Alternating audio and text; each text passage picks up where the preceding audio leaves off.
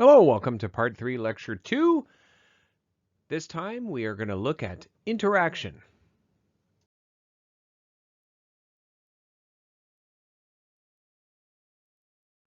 So last lecture we discovered the sneaky ways of confounding variables.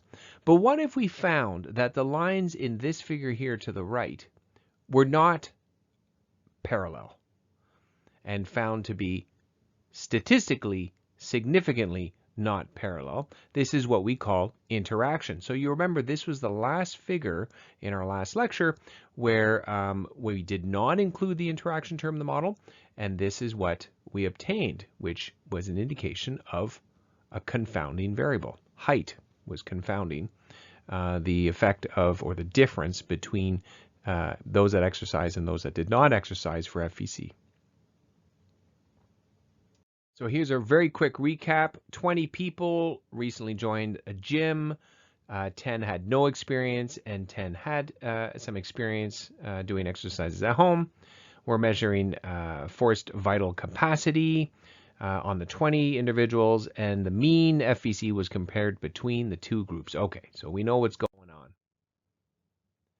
Now, in this example, you'll see here we're using the data unpaired.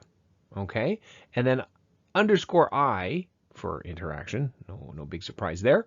And you'll see everything else is exactly the same.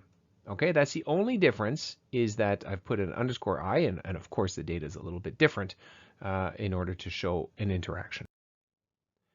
So the procedures, same for comparing unpaired means. We have the t-test, which is the basic approach, proc GLM, where we can have the fun of introducing multiple independent variables.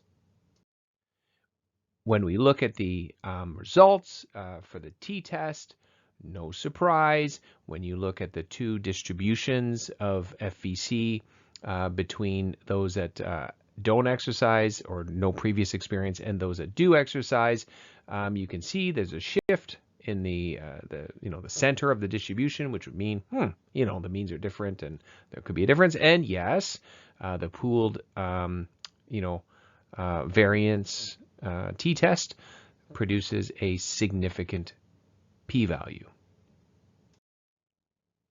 Now, height is still positively correlated with FVC, and this is something we can see here with our linear regression, or simple linear regression of FVC with height. Nice positive linear relationship. But same here, when you look at the difference in height between the groups, there is a small difference, but it is not significantly different. As you can see up here from the F test, the probability is 0.1231. Okay, here's the fun. When we then use the GLM procedure, same as before, where we include exercise yes, no, height, and then the interaction term, if we have a peek at the interaction term p-value, oh, look at that, 0.0312. It is significant. So, oh, wow, that's exciting. What does that mean? It means that the relationship of height with FVC is different if you exercise or you don't, or if you had previous exercise or you didn't. And so now that's important. These slopes are significantly different from each other. So that's an important finding. And once again, here, if we look over here, the estimate for the interaction term, this represents the difference between the two slopes. As you can see, the equations up here have changed significantly because it's a tweaked data set to show the interaction. And so, of course, all the coefficients are going to be different. But here's your graph that represents the two slopes for no exercise, and inevitably, because the slopes are significantly different from each other, they're going to intersect. Now, sometimes they won't intersect on your plot because the slopes aren't dramatically different enough to see it on your plot. So in summary, because the interaction term is significant, we must leave it in the model.